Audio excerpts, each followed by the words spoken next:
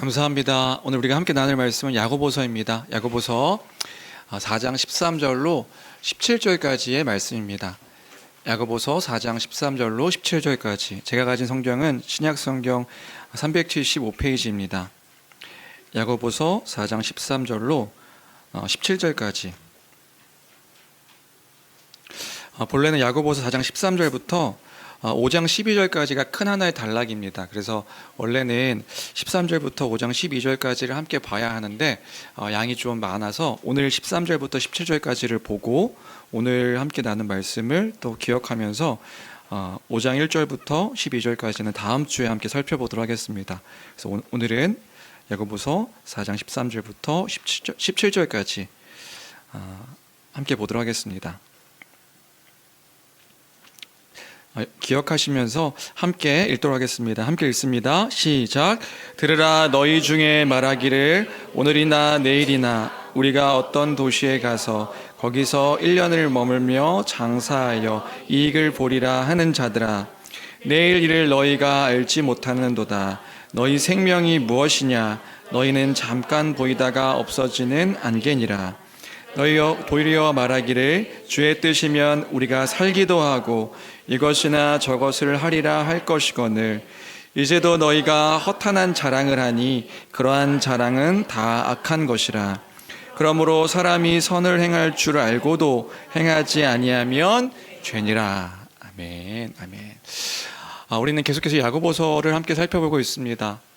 믿음 때문에 흩어져 있는 교회의 성도들에게 쓴 편지가 야고보서였고요. 그 믿음을 따라 흩어진 교회의 성도들이 그 믿음을 따라서 어떻게 살아가야 되는가, 흩어진 세상 속에서 또 교회로서 살아가는 삶 가운데 어떠한 삶을 살아가야 되는가 하는 그 실천의 내용과 그 격언들을 담고 있는 서신서가 야고보서였습니다. 그래서 우리는 계속해서 그 믿음을 따라 살아가는 삶의 모습은 어떠한 것인가에 대한 실천의 내용들을 함께 살펴보고 있는 중이었습니다. 하나님의 백성으로서 어떻게 살아가야 되는가, 하나님의 백성된 우리가 어떠한 삶을 살아가야 되는가, 야고보서는 그 이야기를 해주고 있는 것이지요. 시작하면서 지난주 설교를 함께 좀 정리하고, 지난주뿐만 아니라 지난 설교를 좀 정리하고 오늘 본문을 함께 살펴보려고 하는데요. 결국 교회 안에 믿음을 따라 살아가는 성도들에게 그 논쟁과 다툼이 있었다는 것들을 우리가 함께 생각해 봤습니다. 믿음 때문에 흩어져 있는 교회 성도들, 믿음 때문에 교회로서 흩어져서 교회로 모인 성도들에게 논쟁과 다툼이 있었다. 우리가 한편으로는 이해되지 않는 것 같지만 우리 안에서도 충분히 일어날 수 있는 일이라는 것들을 생각해 봤을 때 그럴 수도 있겠구나 하는 생각을 하게 됩니다. 믿음 때문에 모인 사람들이지만 여전히 죄인이기 때문에 교회 성도들 가운데서는 그렇게 논쟁과 다툼이 일어날 수 있다는 것들을 항상 기억해야 되는 것이지요. 그래서 야고보서의 편지를 받는 성도들에게는 그런 일들이 있었던 것 같아요. 하나님을 찬송하는 그 입술로 동시에 다른 사람들을 저주하고 비방하고 미워하는 일들이 그 성도들 가운데 있었던 것 같습니다. 성도들임에도 불구하고 땅의 지혜를 따라서 뾰족한 열심, 기억하시죠? 뾰족한 열심과 이기심을 보이면서 온유하지 못한 태도로, 그렇게 온유하지 않은 선택들로 사람들을 대했던 그런 모습들이 교회 안에 있었던 것 같습니다. 하나님의 지혜를 따라서 말씀을 기준 삼아 그 기준으로 생각하고 또 기준으로 우리가 행동해야 되는 그러한 성도들임에도 불구하고 그 기준이 아닌 그 땅의 지혜를 따라 살아갔던 모습들이 교회 성도들 가운데 있었다. 그래서 자기 자신의 욕심만을 위해서 살아가니까 교회 안에서 갈등이 있을 수밖에 없었고 논쟁과 싸움이 있을 수밖에 없었던 것입니다. 또요, 싸우는 정욕으로 서로가 저 사람을 굴복시키려고 하는, 서로 교제하며 이야기 나누는 가운데 무언가 자기의 생각과 다른 이야기들이 나오면 싸우는 정욕으로 저 사람의 생각을 꺾으려고 하는 태도들도 교회 안의 성도들 가운데 있었고, 반대로 분명히 지혜로운 말임에도 불구하고 누군가 나에게 어떤 이야기를 했을 때 그 마음을 꺾지 않고 다른 사람의 말을 제대로 온전하게 듣지 아니하려는 그 싸움의 정욕의 태도가 있어서 교회 안에 싸움과 다툼과 그 논쟁의 일들이 있었다는 것, 그것이 야고보서 그 3장에 그리고 4장까지의 그 내용이었었습니다. 그런데 우리가 지난주 설교를 통해서 이런 내용들을 기억하며 이러한 다툼과 싸움이 근본적으로 왜 있었는가, 이런 이야기들을 지난주에 함께 나눴던 것 같아요. 사람들이 다투게 된, 논쟁하게 된 근본적인 이유가 무엇인가? 가장 근본적인 이유는 야고보가 그 얘기를 하고 있는 거죠. 뭐냐면 하나님과의 관계에 있어서 그것이 문제가 되었던 것이다. 가장 큰 문제는 하나님과의 관계에 있었던 것입니다. 죄송한데 에어컨 좀 온도를 낮춰줄 수 있을까요? 네. 하나님과의 관계에 있었다. 가장 근본적인 문제, 하나님과의 관계에 있었다는 것들을 야고보가 지적해주고 있었음을 우리가 살펴봤습니다. 그래서 4장 4절인가요? 4장 4절에서 가늠한 여인들아 이렇게 외치고 있었죠. 가늠한 여인들아, 교회 성도들을 향해서 외치는데 가늠한 여인들아 이렇게 외치고 있는 거예요. 교회 안에 진짜로 뭔가 이렇게 불륜이 일어나서 부부가 있는데 부부 외에 다른 사람들과 성적인 관계를 맺고 그렇게 바람을 피는 일들이 있었던 것이 아니라, 지금 야고보는 구약의 이미지를 끌고 들어와서 교회 성도들을 향해, 하나님 백성된 교회 성도들을 향해 그렇게 외치고 있었던 것입니다. 가늠한 여인들아. 그게 뭔데요? 하나님이 신랑이 되시고 하나님의 백성인 교회는 신부인데, 신랑의 말씀이, 신랑 되신 여호와 하나님 말씀이 아무런 영향력이 미쳐지지 않는 교회의 상태와 상황을 보면서 야고보 그 목회자가 그 교회를 향해 외친 것입니다. 가늠한 자들아, 신랑 되신 하나님 말씀 가운데 거하지 아니하는 교회의 상태가 되었기 때문에 가늠한 자들아 이렇게 외친 것이었다. 그런 거라고요. 교회는, 하나님의 백성은 명백한 하나님 말씀이 기준이 되어서 그 기준을 따라 생각하고 그 기준을 따라 판단하고 우리의 가치, 우리의 삶의 방식 하나하나가 주의 말씀이 기준이 되어서 살아가는 사람들이 하나님의 백성, 교회의 삶의 그 모습인 것인데, 하나님의 말씀이 아무런 영향력이 미쳐지지 않는 상태, 하나님 말씀이 기준이 되어지지 않는 상태, 그 상태가 되어버렸음을 교회를 향하여서 지적하고 있는 것이었다. 여러분 기억하십시오. 교회에서 다투고 논쟁하고 싸우는 것은요, 단순히 싸움의 문제가 있는 것이 아닙니다. 싸우는 게 문제가 있는 게 아닌 거예요. 근본적인 문제는 하나님과의 관계가 어그러진 것임을 기억하는 우리가 되어야겠습니다. 하나님과의 관계의 문제인 것입니다. 여러분, 하나님을 사랑하는 것이 가장 큰 계명입니다. 우리 이제껏 배웠던 그 말씀이 그런 거죠. 가장 큰 계명이 무엇입니까? 하나님의 뜻은 무엇입니까? 가장 큰 것은요, 하나님을 사랑하는 것입니다. 하나님의 사랑을 알아서 그 하나님을 사랑하는 것, 하나님으로 인하여 즐거워하고 기뻐하는 것, 그것이 우리의 참된 삶의 궁극적인 목적인 거예요. 그래서 하나님을 알기 위해서 우리는 노력해야 합니다. 그 사랑이 얼마나 큰지에 대해서 우리는 날마다 갈급해하며 사모해야 합니다. 그게 하나님의 명백한 뜻이에요. 두 번째 계명도 그와 같으니 내 이웃을 내 몸처럼 사랑하라 하신 것이 또한 주님의 뜻입니다. 그것이 지혜의 기준이요, 가장 선하며 가장 최고로 선택해야 되는 우리의 삶의 기준과 선택의 그 방향이란 말입니다. 눈에 보이지 않는 하나님을 어떻게 사랑합니까? 하나님의 형상대로 창조되어진 사람들, 그 사람들을 사랑할 때에 하나님을 사랑하고 우리 주 예수 그리스도를 사랑하는 것이 무엇인지를 명백하게 보여주는 거예요. 그래서 그 사람들을 통하여 사랑하게 하셨고 사랑받게도 하셨어요. 그래서 그리스도 안에 있는 우리가 서로 사랑할 때에 누구의 사랑을 받는 거냐 하면 그냥 단순히 사람들의 사랑을 받는 것이 아니라 우리 주님이 나를 사랑하여 주시는 거구나, 우리 주님이 당신의 형상대로 창조되어진, 당신의 형상으로 회복하신 이 교회를 통하여서 우리를 사랑하고 계시는 것이구나, 주님 우리를 너무 많이 사랑해 주시는 거구나, 그걸 알도록 교회를 부르셨고 하나님의 백성됨으로 우리를 세워주셨다고요. 그것이 하나님 나라의 복된 삶입니다. 그 뜻을 따라서 우리가 살아가는 것이라고요. 그런데 그 말씀이, 그 주님의 뜻이 아무런 영향을 끼치지 못하는 우리의 삶이 되었다고 한다면 그만큼 성도에게 있어서 최악의 일이 어디 있겠어요? 신랑 되신 주님의 말씀이 명백한데 그 명백한 말씀을 따라 살아갈 신부가 반응하지 않는다? 그것만큼 끔찍하고 최악된 일들이 어디 있겠냔 말이에요. 성도라고 불리는데 하나님의 뜻에 관심이 없어요?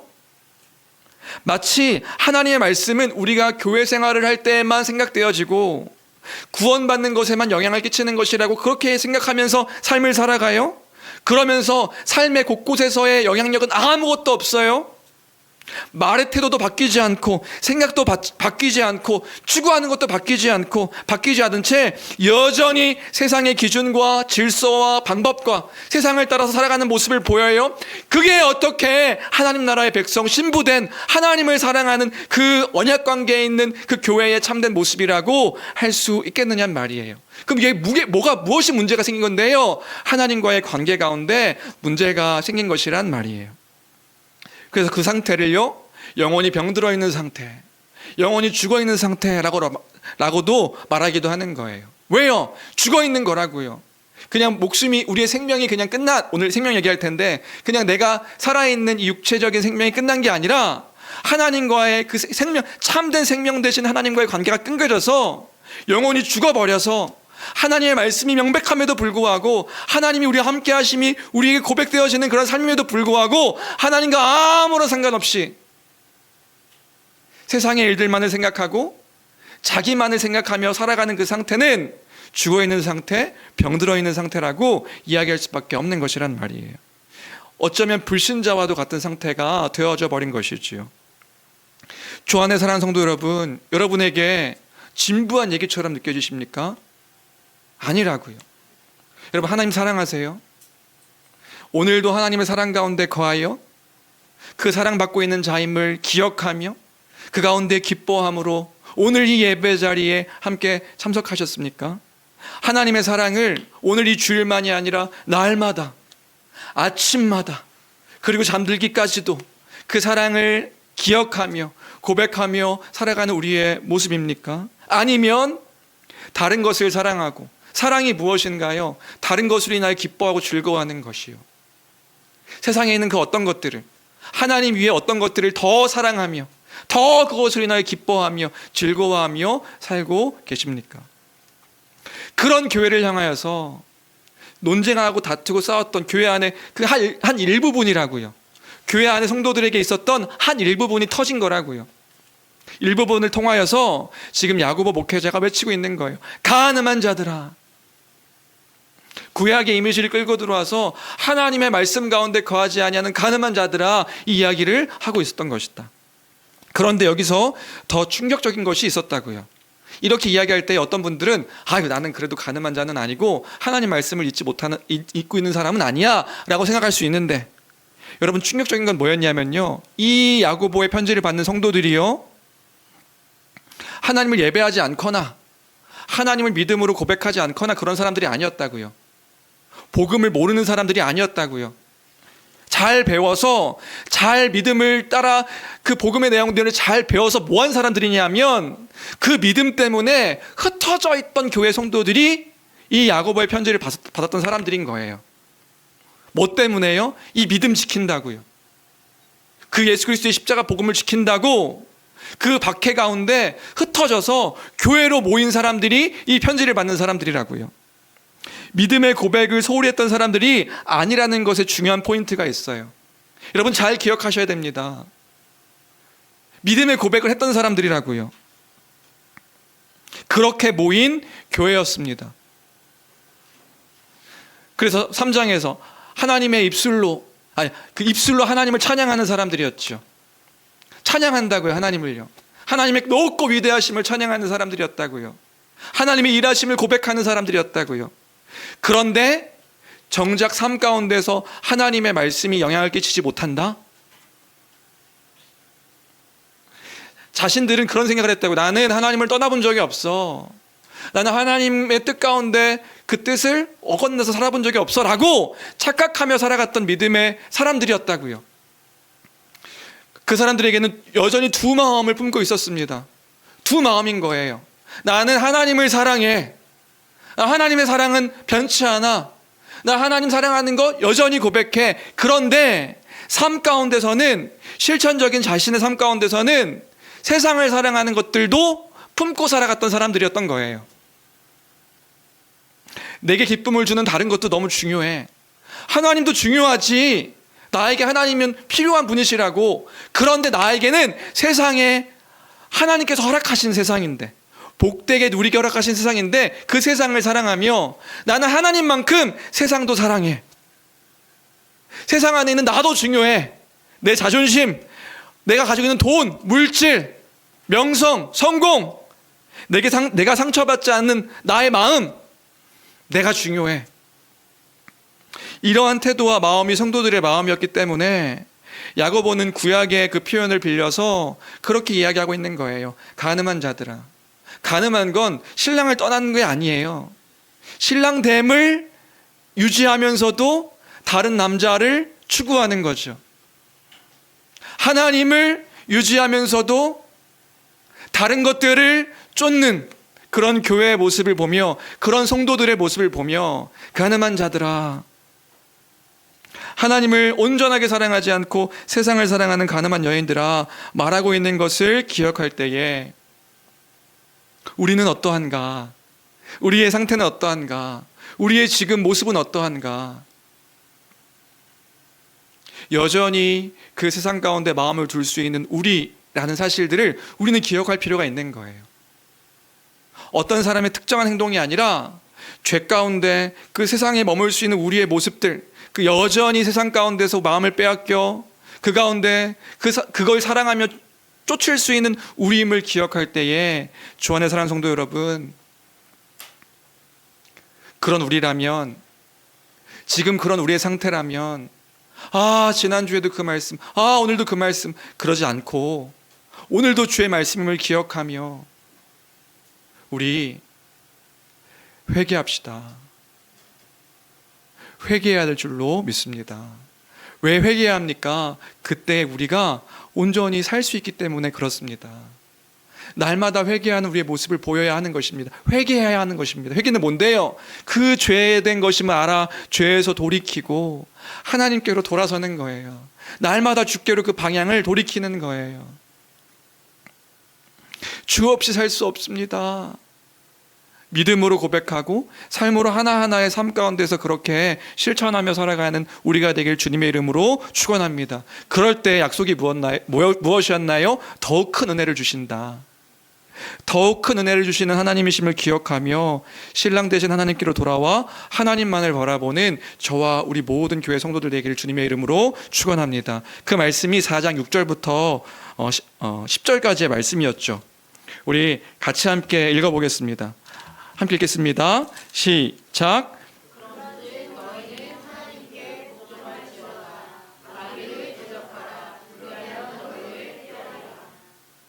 6절도 있나요?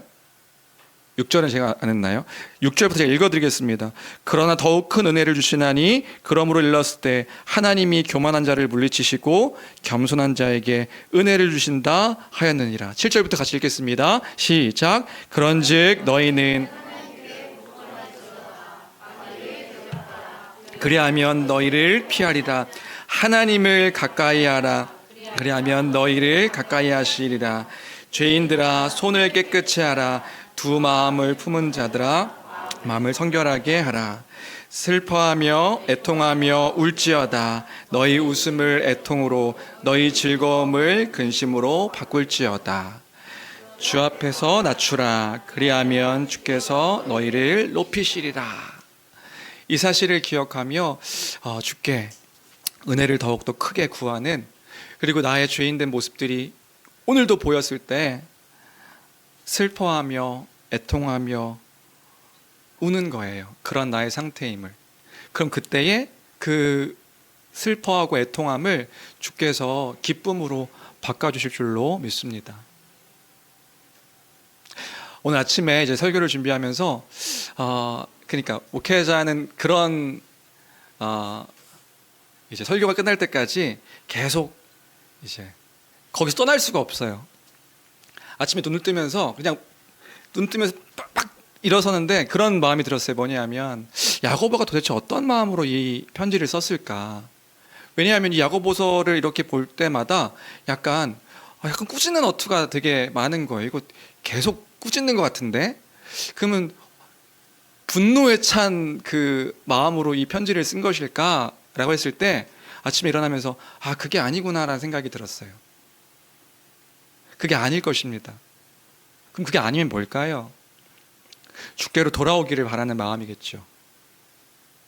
그 주께로 돌아와야 성도들이 온전하게 믿음을 지키지 않아? 믿음을 따라 살지 않아? 너넨 거짓 믿음이야. 너넨 악한 자야. 정죄하려고 쓴 것이 아니라 그 성도들이 주께로 온전하게 돌아와 그 안에서 하나님 나라의 백성 가운데 거하며 그의 주의 영광을 온전히 선포하며 살기를 바라기에 이 편지를 쓴 것임을 우리가 기억하며 다시금 여러분 그걸 고통스러움으로 끝나는 것이 아니라 회개함으로 주께 돌아와 온전하게 주의 그 크심의 그 은혜를 맛보며 회복하는 우리 교회가 되기를 주님의 이름으로 간절히 축원합니다. 그런 것이지요. 그게 지난 설교회 하나님과의 관계를 다시금 기억하여 회복하자의 핵심이었고요. 오늘 이제 4장 13절부터 함께 말씀을 보려고 하는데요. 오늘 설교를 이해하기 위해서 또 지난 설교를 좀 이렇게 기억하기 위해서 좀 하나 기억해야 하는, 정리해야 하는 내용 또 주제가 하나 있는 것 같습니다. 그게 뭐냐면 오늘 우리가 함께 좀 살펴보려고 하는 건 뭐냐면요, 세속주의라고 하는 그 의미입니다. 세속주의. 그러니까 12절부터는 그 세속주의에 물든 그리스도인, 약간 세계관과 관련된 이야기들도 지금 하고 있는 거거든요. 세속주의, 여러분들 세속주의, 교회가 세속화됐다 뭐 이런 표현들을 가끔 쓰기도 하는데, 이런 세속주의라고 하는 것들을 들을 때 여러분들은 어떤 이해를 갖고 계십니까? 다시요. 우리가 자주 쓰는 표현 가운데 그런 표현이 있는 것 같아요. 뭐냐면 어떤 사람을 보면서 저 사람 참 세속적이야, 그렇게 말하기도 하고요. 어떤 교회를 보면서 저 교회는 정말 그 세속화에 물들어 있는 교회가 되었어, 세속적이게 됐어, 이런 표현들을 우리가 왕왕 쓸 때가 있는 것 같아요. 그럼 우리는 이 세속적이라는 말을, 세속주의라는 말을 어떻게 이해하고 있을까? 예전에 이제 언제나 진리 그 전 강의 때 한번 얘기하기도 했는데 다시금 정리하셨으면 좋겠어요. 우리 생각 속에 이 세속적이다, 세속주의 뭐 이렇게 이야기하면 떠오르는 그 이미지들이 있습니다. 보통 어떤 것들을 떠오르냐면 세상을 많이 사랑해서 세상 사람들과 비슷하게 행동하는 것, 그런 사람들이나 어떤 상태를 보면서 저 사람 세속적이다, 세속화됐다, 이렇게 생각하는 것 같아요.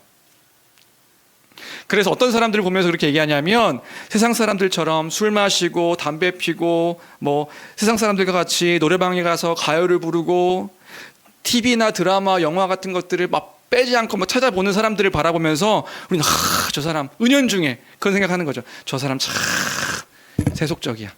저 사람 세속에 물들었네.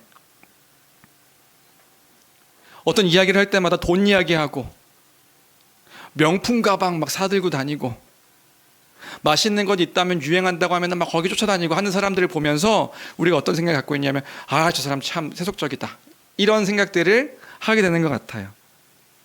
교회를 향해서도 비슷한 이야기들을 하죠. 교회가 세상의 어떤 문화들을 따라갈 때요, 세속화됐다고 이야기해요. 여러분 그거 아시나요? 옛날에, 뭐 옛날이라고 하면 아주 옛날에는 교회에 악기라고는 피아노밖에 없었습니다. 피아노로 찬양하고 반주하는 것밖에 없었어요. 근데 어느 순간 교회에 막 기타도 들어오고 드럼도 들어오고 막 일렉도 들어오고 베이스도 들어오고, 이거 몇십 년은 안 된 겁니다. 근데 이런 거 들어올 때에 사람들이 그렇게 들어오는 교회를 보면서 뭐라고 얘기했는 줄 아세요? 이야, 저 교회가 세속적으로, 세속화에 물들었다. 물론 지금은 그렇게 이야기하시는 분들이 아직도 있으세요. 아직도 그렇게 이야기하는 교회는 있습니다. 그런데 많은 교회가 이제는 그렇게 이야기하고 있지 않고 있죠. 교회가 무언가 행사를 진행하는데 세상 사람들과의 접점을 갖기 위해서 무언가 세상의 문화들을 끌고 들어와서 교회에서 행사를 하게 된다고 한다면, 비슷한 모습을 보이면요, 뭐라고 평가하냐면 세속화됐어, 저 교회 세속주의에 물들었어, 뭐 이런 표현들을 이제 왕왕 쓸 때가 있단 말입니다. 그러면 그들에게 있어서 반대로 세속적이지 않은 건 뭘까요? 뭐가 세속적인 삶이 아닐까요? 그런 거죠. 막연하게 술도 안 마시고 담배도 태우지 않고 이런 행동을 하지 않는 것을 경건의 모양과 모습이라고 생각하는 경우들이 있는 것 같아요. 그리고 어떤 사람이 경건한 사람이냐면 세상 사람들과 다르게 가요도 부르지 않고 가요도 몰라. 나는 가요를 몰라요. TV도 보지 않아요. 유튜브도 보지 않고요. 뭐예요? 나는 오직 TV를 틀면 290번, CTS, CBS, CTGN 이런 것들만 봐요. 이런 사람들을 경건한 사람, 경건의 모양을 가진 사람이라고 그렇게 생각하는 것 같아요. 오롯이 교회에서 살고 전도도 많이 하고 교회 봉사 열심히 하고 성경 많이 읽고 기도 열심히 하는 것, 그것을 세속적이지 않은 태도라고 우리는 세속적이다 할 때의 그 생각들을 품고 생각한단 말이에요. 그런가? 물론 여러분 기억하십시오. 제가 지금 오해하시면 안 됩니다. 이것이 세속화된 세속주의를 추구하는 사람들의 모습일 수 있어요. 그리스도인의 모습일 수 있어요. 그런 결과일 수도 있습니다. 그런데요, 중요한 건 뭐냐면 이 자체를 세속주의라고 이야기하지 않습니다. 이걸 세속주의라고 이야기하지 않는다고요. 그러면 신학적인 의미에서 또 학문적인 영역에서 성경적인 것 안에서 봤을 때 세속적이라는 것은 무엇인가 우리가 잘 기억할 필요가 있어요. 그게 뭐냐면요, 진짜 세속주의는 뭐냐면 하나님의 영역과 세상의 영역을 구분하는 것, 이것 자체를 세속주의라고 이야기하는 거예요. 무슨 말인지 되세요? 이 세상 속에 살아갈 때에 이 세상 속에서는 하나님이 없는 것처럼 생각하고 하나님의 초월성을 무시하고 하나님의 초자연적인 질서를 기억하여 따르지 않는 것, 이걸 진짜 세속주의라고 이야기한다고요. 세속화에 물들었다는 건 뭐냐면요, 하나님을 기억하지 않는 거예요. 교회에서는 하나님을 기억해요. 근데 세상에 나가서는 하나님이 계시지 않는 것처럼 살아가는 것, 하나님을 잊고 살아가는 것, 이 자체를 세속주의, 세속화, 세속적이다라고 이야기하는 거라고요.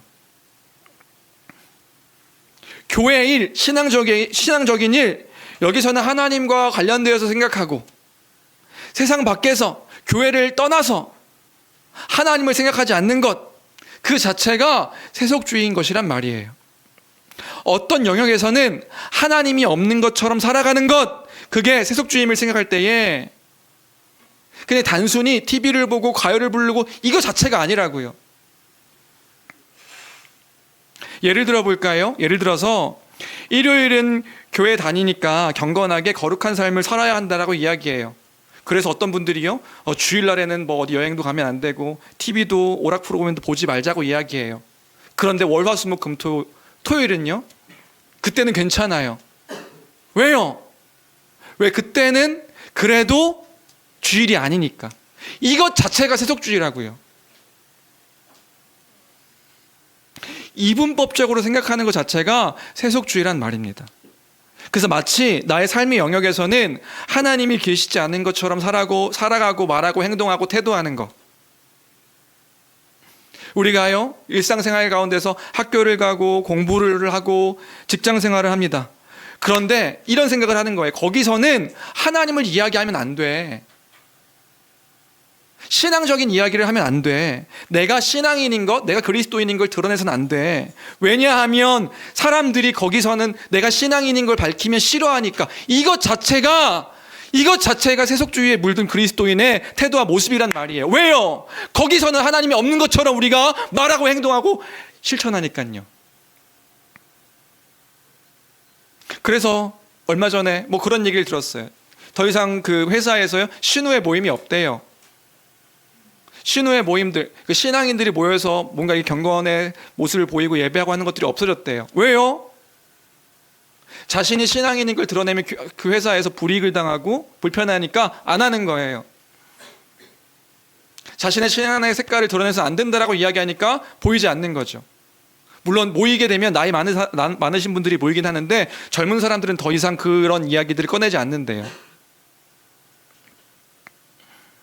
저 어렸을 때 이제 학교 가면은 학교에서 이제 선생님들이 자신의 신앙의 어떤 것들을 은연중에 드러내는 모습들이 보였거든요. 얼마 전에 그 고등학교 선생님 만나가지고 그 선생님이 나이 드신 좀 선생님이셨는데 신우회 그 모임을 학교에서도 가짜라고 기독교 안 쓴 선생님들이 계셔가지고 이렇게 이야기했더니 모이지 않는다는 거예요. 왜요? 자기가 학교에서는 신앙인인 것을 드러내고 싶어 하지 않는 거죠. 왜요? 거기는 학교 영역이니까. 나의 신앙은 교회에서만, 내가 이 신앙을 얘기할 수 있는 곳에서만 이야기해야 된다라고 생각하는 것 그 자체가 세속주의에 물든 그리스도인의 모습과 생각이라고요. 나의 삶의 영역, 어떤 영역에서는 예수님을 말하면 안 돼라고 생각하는 것 자체가 세속주의에 물든 그리스도인의 그 태도와 모습이란 말입니다. 하나님의 영역이 있고 나의 영역이 있고 신앙의 영역이 있고 신앙이 없는 영역이 있다라고 생각하는 거예요. 그래서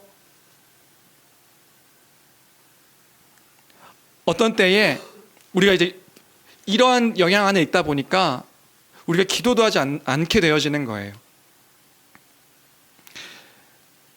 내가 병에 들렸습니다. 내가 병에 걸렸어요.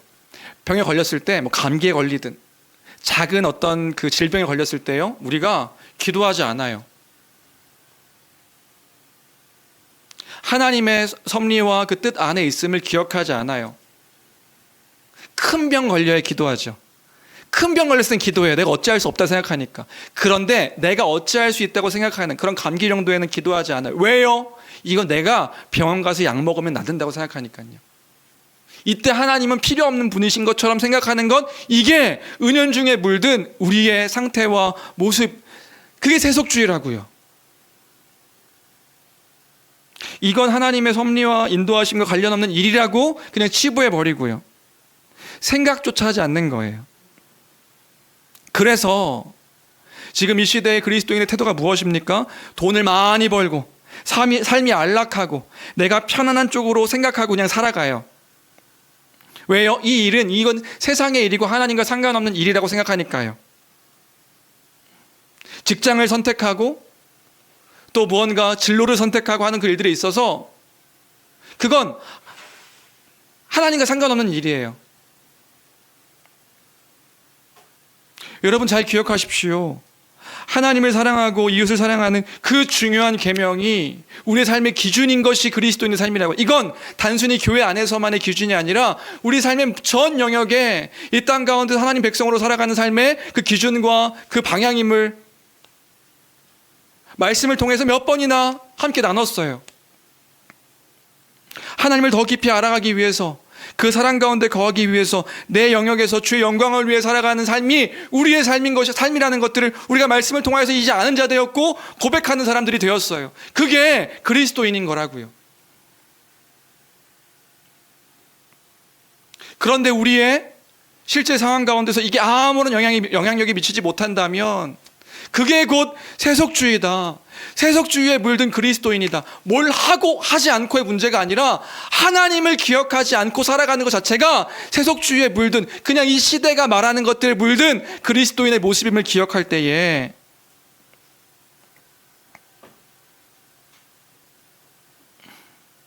우리는 지금 어떠한 상태에 있는가, 우리는 어떠한 상황 가운데 있는가, 우리 자신을 다시 한번 돌아볼 필요가 있는 것입니다.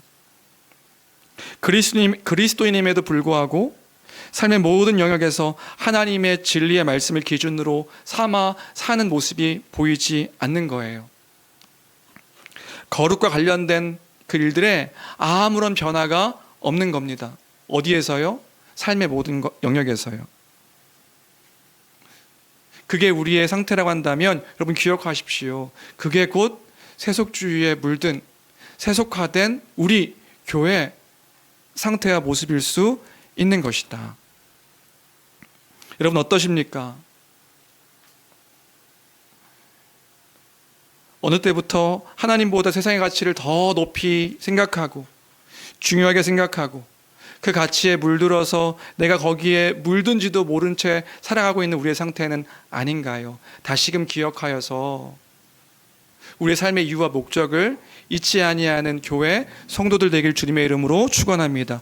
이러한 세속주의 맥락 안에서 13절부터를 이해하면 무슨 말인지 조금 이해할 수 있습니다. 그 얘기하고 있는 거예요. 13절부터는 뭐 얘기하고 있냐면요, 장사하는 사람들 특별히 이제 넓게는 돈 버는 일과 관련해 가지고 지금 이 이야기를 하고 있는 거죠. 우리 먼저 13절 읽어볼까요? 13절입니다. 함께 읽겠습니다. 시작. 들으라 너희 중에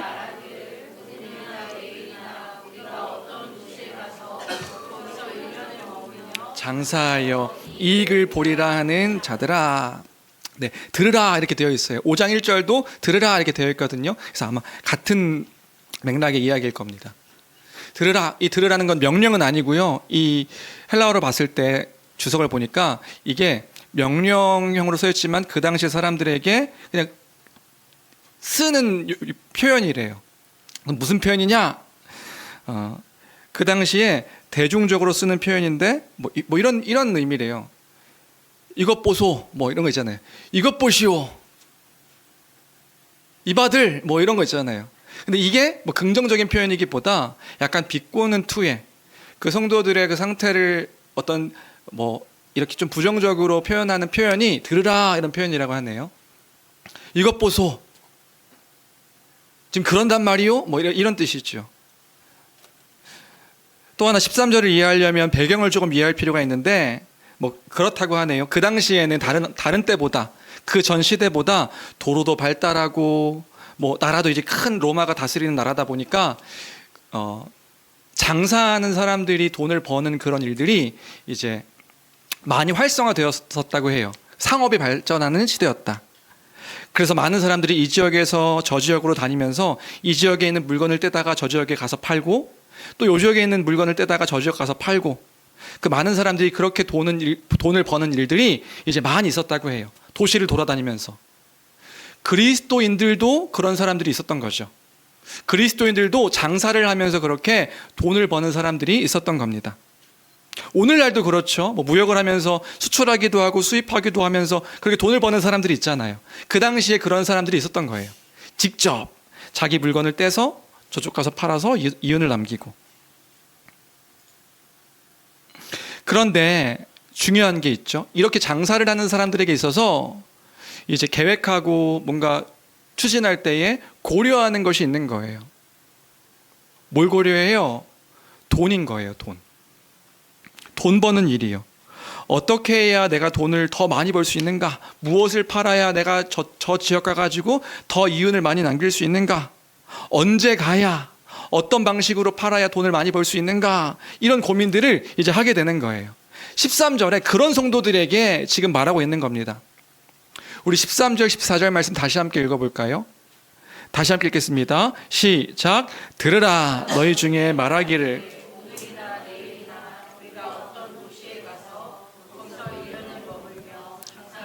이익을 보리라. 내일 일을 너희가 알지 못하는도다. 너희 생명이 무엇이냐? 너희는 잠깐 보이다가 없어지는 안개니라. 지금 어떤 말을 하고 있는지 이해되시나요? 그 성도들이 그런 고민을 한다고요. 무슨 고민이요? 어떤 도시를 갈까? 얼마나 있으면서 거기에 한 1년 정도 있으면서 장사를 할까? 무엇을 해야 돈을 좀 더 많이 벌 수 있을까? 오늘 가야 할까? 내일 가야 할까?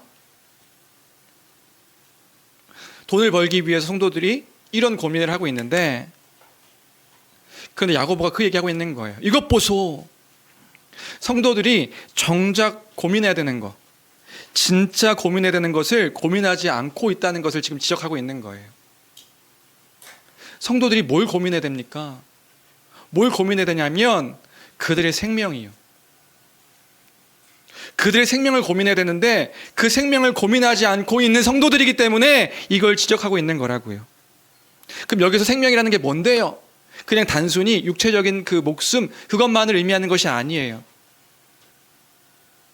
언제 죽을지 모르는데 그 돈이 중요합니까? 이 얘기하고 있는 게 아니라고요. 성도들이 진짜 고민해야 될 생명이 있는 거라고요.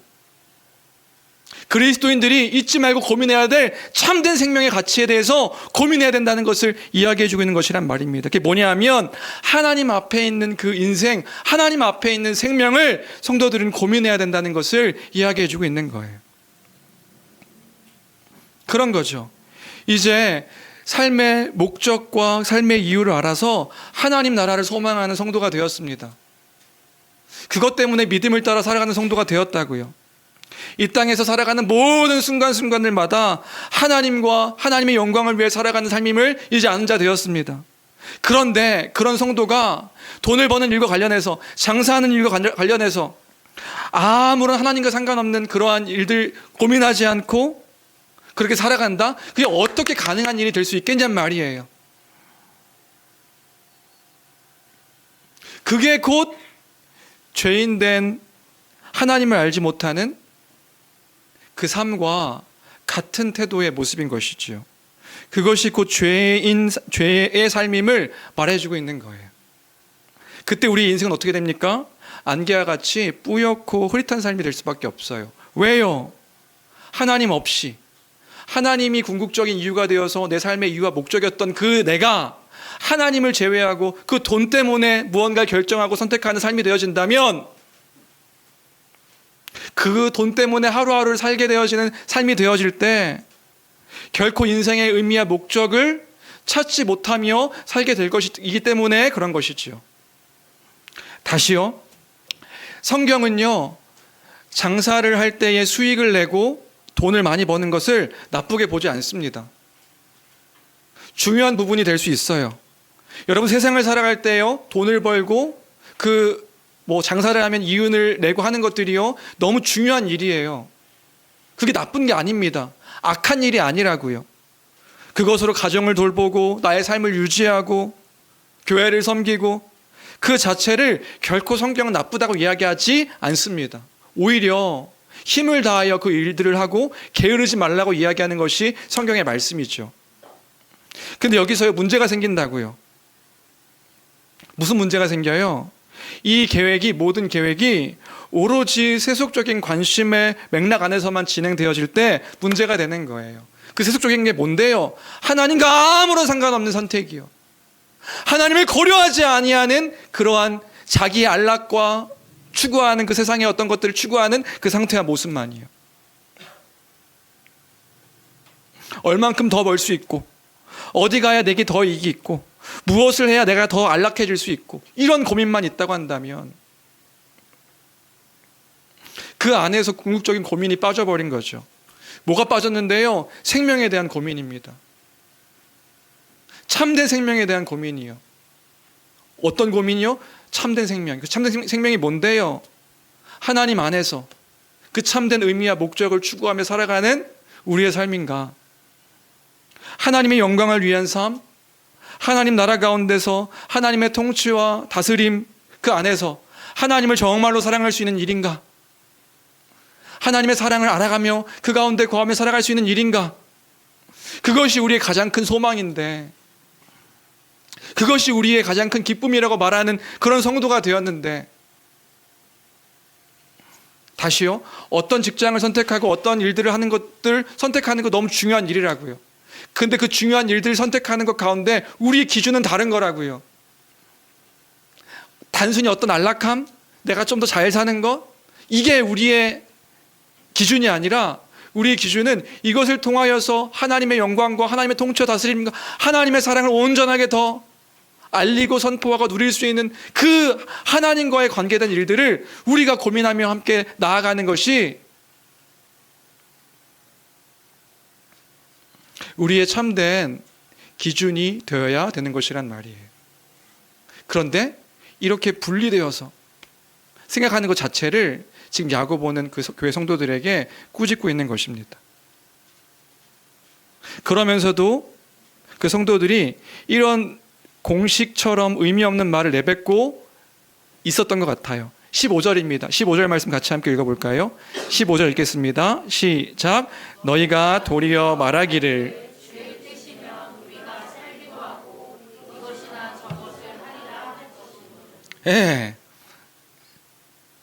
그러면서 말하기를 하나님은 고려하지 않았음에도 불구하고 자기 뜻대로 선택한 다음에 도리어 말하기를 주의 뜻이면, 이거 우리가 잘하는 거 아닌가? 이거 주의 뜻이면 우리가 살기도 하고 죽기도 합니다. 하나님은 전혀 거룩되지 않은 선택과 그런 결정들 가운데서 이런 기도도 하는 것 같더라고요. 주님, 이 선택은 제가 했지만 주의 뜻이 아니면 막아주세요. 아니면 막아달래. 자기가 다 결정해놓고, 그리고 이제 이렇게 기도했으니까 뭔가 잘 풀리면 이건 하나님의 뜻이었어요. 하나님이 인도하심이었어요. 이렇게 기도하고요. 여러분, 그거 하나님과 아무런 상관없는 일일 수도 있는 거예요. 그리고 실패하면요, 하나님이 나를 망가뜨렸다고 이야기하기도 하고요. 아니, 하나님과 전혀 관련 없이 막 다 결정하고 선택하고 해놓고선 잘 되면 하나님께서 뭐 하나님이 해주셨습니다라고 말하면 그네만 안 사람인데, 역시 내가 잘 돼서 이거 하나님과 다 아무런 상관없다가 뭔가 잘 안 되면 원망하는 거예요. 하나님이 나를 망가뜨렸다고. 여러분, 그게 아닙니다. 여러분, 그게 아니라고요. 그냥 주문처럼 공식처럼 붙이는 게 아니라고요. 내가 주님 말씀하시면 그 말씀하시면이라고 하는 것들을 더 앞으로 끌고 와야죠. 어디 가서 장사를 할까? 얼마나 기간을 머물게 될까? 이런 고민들이 나쁜 게 아니라고요. 나쁜 게 아닌데 악하다고 이야기하는 것이 아니라 정말 너희가 고민하는 것들을 빠뜨리고 하는 거다. 참 생명에 대한 것에 대해서 놓치며 하고 있는 일들이다라고 이야기해주고 있는 거예요. 그래서 16절, 17절은 이렇게 말하고 있습니다. 16절, 17절 같이 읽겠습니다. 함께 읽습니다. 시작. 이제도 너희가 허탄한 자랑을 하니 그러한 자랑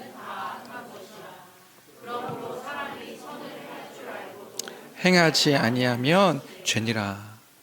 진짜 하나님께서 원하시는 뜻은 이렇게 내가 허탄한 자랑을 하면서 자기가 다 계획해놓고 이것이 하나님 뜻이면 내가 나아갑니다, 뭐 이런 고백을 하는 게 옳은 게 아니라, 진짜 성도들의 삶에 있어서 궁극적인 그 추구와 방향을 하나님의 뜻 가운데 거하여, 17절, 그러므로 사람이 선을 행할 줄 알고도 행하지 아니하면 죄니라. 선을 행하며 살아가는 것이, 선이 뭔데요? 선은 곧 하나님이시죠.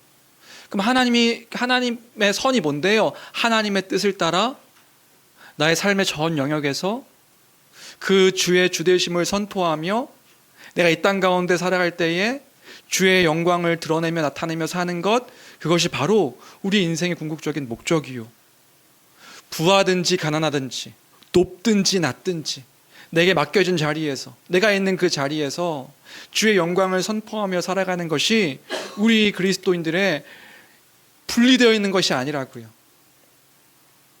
하나님을 얘기할 수 있는 곳이 있고 얘기 못하는 곳이 있는 것이 아니라, 내가 있는 모든 곳에서 주의 주되심을 선포하고 주의 나라와 주의 그 참된 안식과 영생을 선포하며 그 가운데 거하는 우리의 인생의 참된 기쁨임을 선포하며 살아가는 것, 그것이 참된 그리스도인의 모습임을 기억할 때에, 주 안에 사랑하는 성도 여러분, 참 생명 가운데 거하여 그 고민 가운데서 주님을 드러내고 선포하는 우리 교회와 성도들이 되기를 주님의 이름으로 축원합니다. 말씀을 정리합니다. 그런 거라고요. 그런 거라고요. 하나님의 영광을 위한 삶, 하나님의 그 뜻 가운데 거하며 살아가는 삶, 그러한 우리의 삶이 되었으면 좋겠습니다. 내가 있는 어디에 있든지 간에 주의 주되심을 고백하는 우리인데, 입술로서만 고백하는 게 아니라 내가 선택하는 모든 과정과 그 안에서도 그 명백한 진리를 따라 살아가는 삶인 거예요. 이곳에서도 저곳에서도 참 생명을 잊지 아니하며 그 의미와 목적이 무엇인지를 잊지 아니하며 살아가는 우리. 그래서 내가 있는 어느 곳에서든 우리 고백할 찬양처럼 하나님을 예배하고 하나님을 경배하며 하나님을 위해 살아가는 삶, 그 삶이 저와 여러분들의 삶이 되기를 주님의 이름으로 축원합니다. 가정에서든 직장에서든 학교에서든 그곳이 하나님 되심을 선포하는 자리임을 잊지 마십시오.